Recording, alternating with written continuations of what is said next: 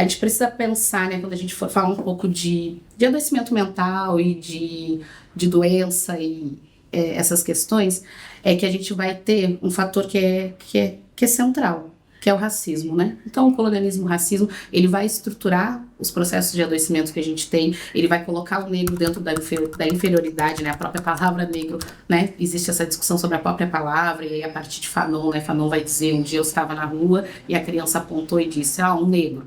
Então, o processo de racismo, ele vai fazer com que essa pessoa negra também obedeça a um processo de adoecimento.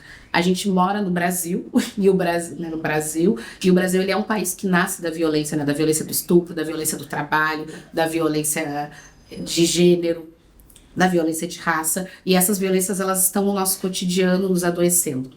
Aí a gente vai entender que no processo clínico, no espaço clínico, e também nos espaços de discussões políticas ou de roda de conversa, aparecem muitas pessoas dizendo, eu tenho ansiedade, eu tenho depressão, eu tenho esgotamento mental.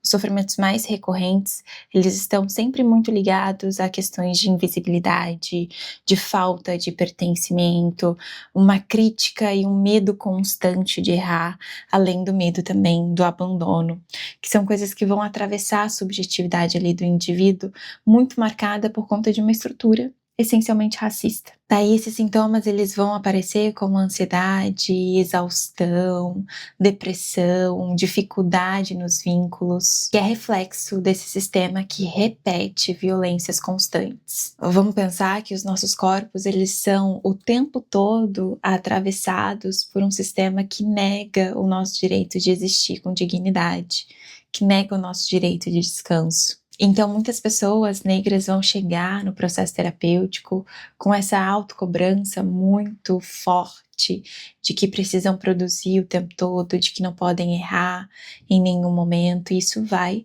adoecendo esse indivíduo aos poucos, sem pensar também no impacto que isso tem nos vínculos, né? Que aí, quanto menos vínculos saudáveis a gente tem, menos saudável a gente fica também. Vamos pensar que existe sim um lugar de pertencimento quando eu vou numa psicóloga negra, quando eu vou num médico negro, quando eu vou e eu vejo que o atendente é negro, eu entendo que tem algo simbólico ali que me diz que a possibilidade de eu ser melhor entendida vai acontecer. Isso pode me garantir um melhor atendimento, seja qual for o serviço que eu for acessar naquele momento. Então a gente entendeu esse lugar de poder ser acolhido sem ter que ficar explicando muita coisa. A gente, por viver num mundo que é ocidental, no mundo branco, a gente vai procurar se integrar a esse mundo. Então a gente vai fazer universidade, e aí a gente vai sofrer muitas microagressões, a gente vai estar sempre sendo colocado no lugar do burro, do que não sabe, da sexualizada, enfim. Eu fico entendendo que uma das estratégias mais potentes que a gente tem é exatamente estar com a gente, sabe? Então, para mim, hoje não existem lugares mais potentes do que o quilombo, do que o ilê, do que a capoeira, do que o samba, do que a música negra, do que esses espaços onde a gente pode ser a gente mesmo. Então, a gente criou um conceito, né, eu e uma colega, a Bruna, que é o psicoquilombologia, porque na academia tem que criar conceito, né, na universidade tem que criar conceito. Então, o que a gente fez? A gente criou psicoquilombologia, entendendo que psicoilogia, né? Psico é o estudo da alma, da subjetividade, da psique, e logia é o estudo. Então, psicologia é o estudo da alma. Mas no Brasil tem um povo que foi considerado sem alma. E esse povo é o povo negro. E isso perdura até hoje. Então, uma ciência que é o estudo da alma, num país onde um povo não tem alma, ele não poderia nos estudar numa perspectiva de saúde. Ele só poderia nos estudar numa perspectiva de doença. Então, a gente pega a palavra quilombo, centraliza no meio de psiquilogia e titula no campo da academia a psicologia quilombola.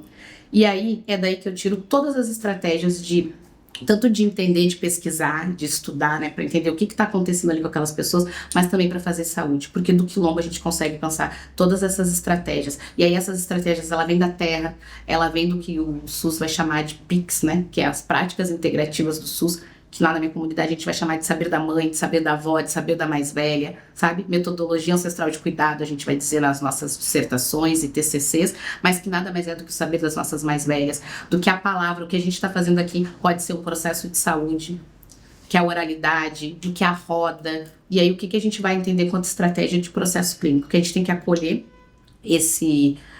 essa pessoa que chega, né, violentada pelo racismo, violentada pelas pessoas, a gente vai acolher, mas a gente também vai, a psicologia não pode ser só da escuta, ela tem que ser da ação, porque o quilombo é ação. O quilombo, ele faz um espaço de proteção, mas ele também age, ele também faz as incursões dele, ele também vai lá e luta pela sua defesa. E qual que é essa defesa? É construir seus próprios espaços, sabe? E aí tem o professor Jairo, né, o mestre Jairo, ele faz. Quando eu fui pensar psicoquilombologia, né, pensar enquanto artigo, enquanto conceito, enquanto desenvolvimento de produção acadêmica, eu me parei pensando muito nas palavras que o professor, né, o mestre Jair traz, que é quem éramos, quem somos, o que fizeram de nós e quem poderemos voltar a vir a ser. E a solução para as nossas possibilidades é pensar essas 4 perguntas. Se a gente pensar metodologicamente sobre isso aí, a gente consegue se construir de um outro lugar, que não é do negro, do que o branco aponta enquanto negro, mas é do lugar que eu pertenço. Na comunidade quilombola eu não digo que pertenço à comunidade quilombola, a comunidade quilombola diz que eu pertenço. E isso já é um processo de saúde mental.